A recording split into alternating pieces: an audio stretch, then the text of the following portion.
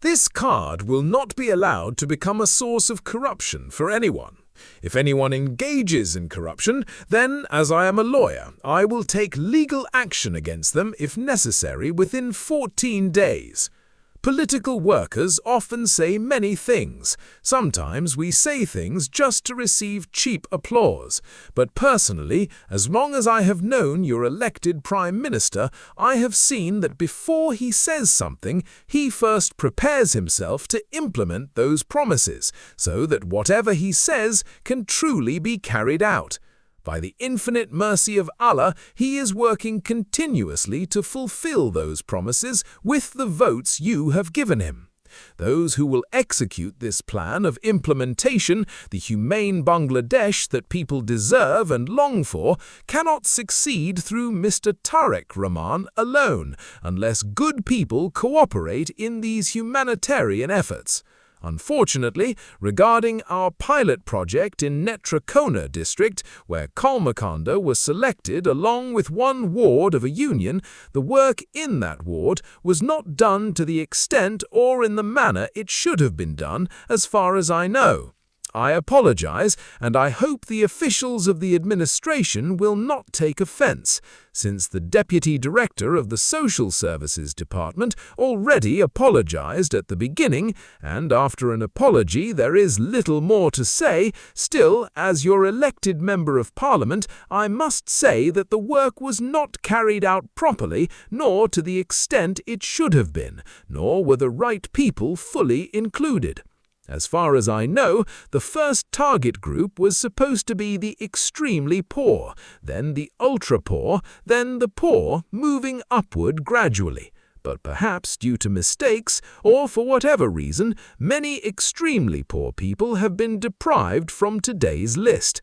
I express my sorrow to them, and I myself feel deeply ashamed for the pain of not receiving it. When I went door to door during the election campaign holding women's gatherings, I used to carry 2 cards in my pocket, a health card and a family card.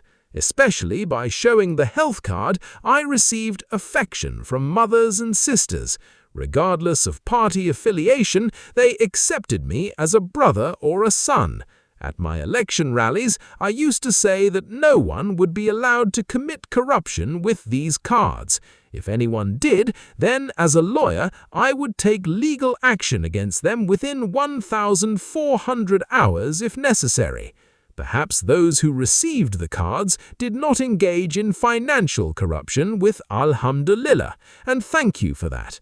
But indirectly, many deserving people were deprived, and I hope the administrative officials will pay attention to this in the future. For the last 3 or 4 days, I have heard many complaints from people in the area.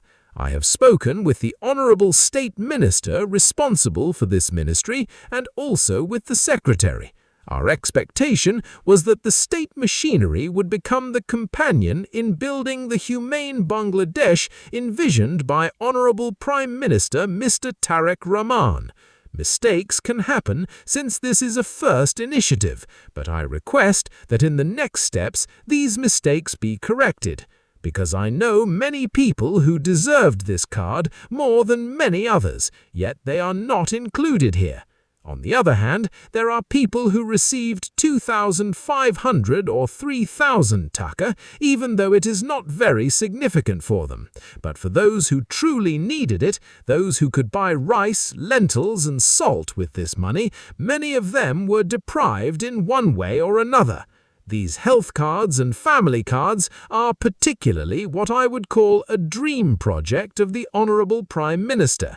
He has taken up this project for my poor fathers, my poor mothers, my widowed sisters with 4 children who struggle even to bring salt and rice to the table.